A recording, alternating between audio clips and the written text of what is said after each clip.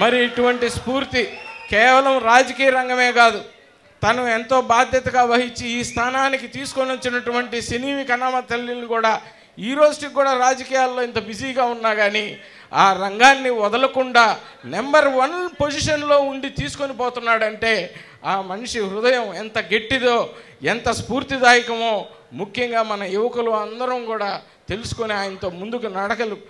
నడక వేయాల్సిన అవసరం ఎంతైనా ఉంది అని చెప్పి కూడా మనం చేసుకుంటూ ఉన్నాను.